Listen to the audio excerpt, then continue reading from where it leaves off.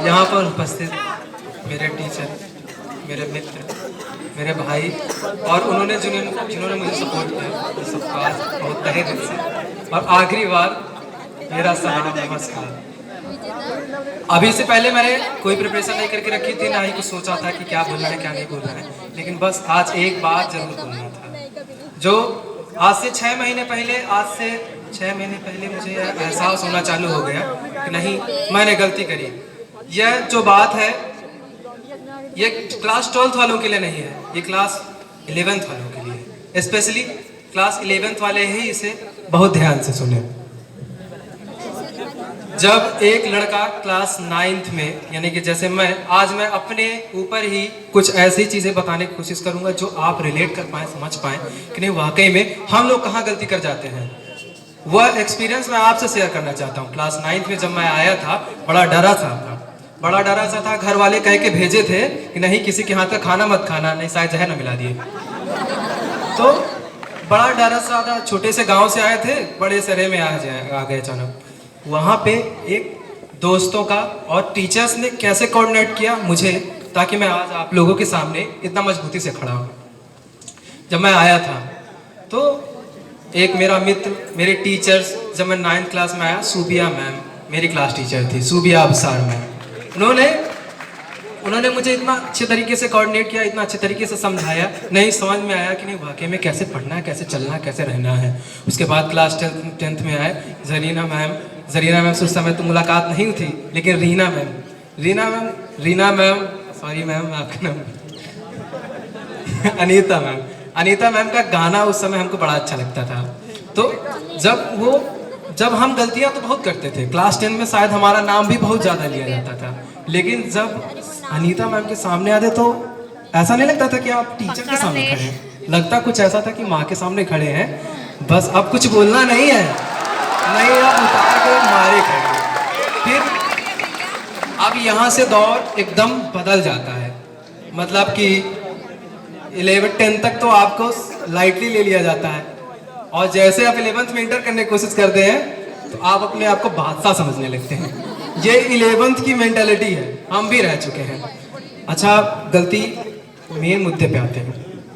होता क्या है यहाँ पे, 11th में लड़के जैसे ही आते हैं टीचर से आर्ग्यू करना चालू कर देते हैं और अपने आप को ऐसा शो करने की कोशिश करते, नहीं अब मैं तो PhD होल्डर हूँ और आप टीचर हैं, कुछ समझते ही नहीं हैं, और आप क्या समझेंगे मेरी दिक्कतें परेशानी, बस मैं ही समझ रहा हूँ और कोई नहीं।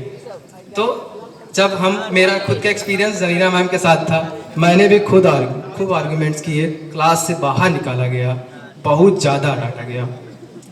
वहाँ पे एक बात समझ में आई हमको आज यहाँ पे खड़े रह के, कि राहत इंदौरी जी ने एक शेर कहा था, आधा मैं कह रहा हूँ, कि जो अपने थे वो सब पराए थे, जो अपने थे वो सब पराए थे, हमने हवा को गले लगाए रखे थे।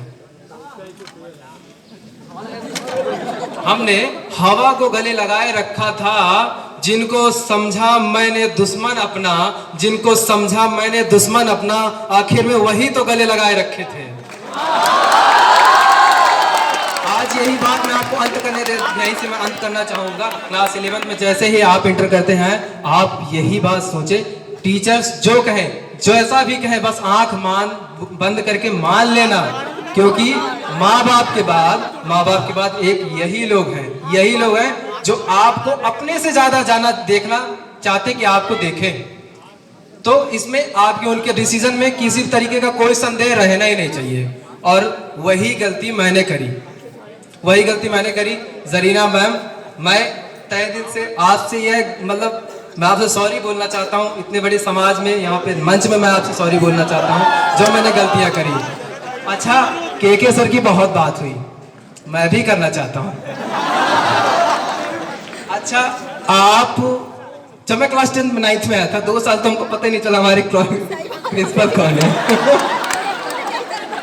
तो जब हमको हमारा लास्ट 10th का बायो का था, तो मालवीय सर ने बताया कि वो आपके प्रिंसिपल है। तो हम क्या अच्छा तो हमको समझ में आया कि नहीं वहाँ है। तो अच्छा, आप लोगों ने वाकई में बहुत लोगों ने, मेरा चैलेंज है आपने मैं सबको खड़े यहाँ पे खुलेआम सबको चुनौती दे रहा हूँ, शायद आपने के सर को कभी नाराज होते नहीं देखा होगा। ये कोई एक्सेप्ट कर सकता है कि उसने देखा कभी नाराज होते किसी को? पढ़ाते वक्त मैथ्स की बात नहीं कर रहा हूँ, ऐसे हमारे जैसे लड़कों को सोचिए। तो मैं ही एक शायद अकेला बच्चा हूँ जिन्होंने मुझे डांटा था, और that was my turning point. उन्होंने मुझे डांटा था, वही मैं समझ गया था कि सौरभ अब तुम शायद गलत मार्ग में हो, क्योंकि जैसे मेरे भाई ने कहा कि आइडियोलॉजी यहीं आके खत्म हो जाती है। बस वही मैं समझा कि नहीं, गलत हो गया, अब तो सुधारना है, अब तो सुधरना है, अब बहुत कुछ करना है। और उनको सबको ये लगे कि नहीं, वाकई में सर ने हमको पढ़ाया है और हमको उन्होंने शिक्षा दी है। अब आते हैं हमारे योगेश सर के ऊपर। योगेश सर मतलब कि बहुत सारे मजाक भी होते हैं, जैसे सर थोड़ा बोलने में 5-5 सेकंड का ब्रेक लेते हैं। ये हम काउंट करते रहते हैं कि सर आप बोलेंगे 5-5 सेकंड, तो जैसे ही। लेकिन इससे, इन सब से परे मेरी खुद की पर्सनल इतनी प्रॉब्लम्स थी, बहुत ज़्यादा प्रॉब्लम्स थी। घर में 3-3 साल से मेरे पिताजी का वेतन नहीं आया, तो जब मैं सर के साथ ये प्रॉब्लम शेयर करता था तो ये नहीं लगता था कि नहीं कोई अनजान है, कोई दूसरा है। जैसे ही मैं सर के सामने आता था ऐसा लगता कि नहीं, अब प्रॉब्लम का अंत हो गया यहीं से। और वाकई में प्रॉब्लम का हर प्रॉब्लम का अंत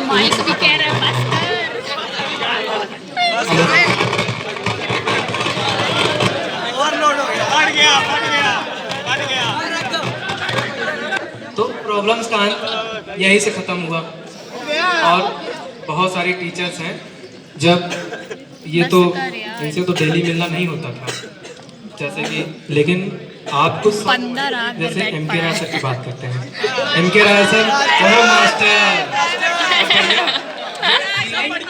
ऐसी थी, जब क्लास 11th में आए थे ना, तो हम तो एकदम मजाक में लेते थे, एकदम हल्के में ले लेते सर को। क्लास 10th में आने के बाद वो मास्टर नहीं था, वो आपके ऊपर ऐसा ध्यान देना चाह रहे हैं कि शायद आपको जमीन से आसमां की हर वो ऊंचाई पे छुआ सकते थे।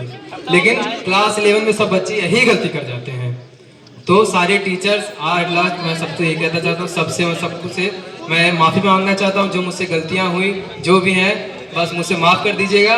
और आज आखिरी बार मैं मेरा जो है स्वीकार करिएगा सर, भूले अनजाने जो भी गलती हुआ माफ़ करिएगा सर।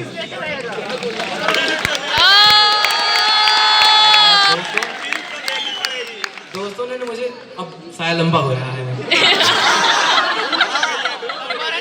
लेकिन दोस्तों को मैं एक बात बताना चाहूँगा,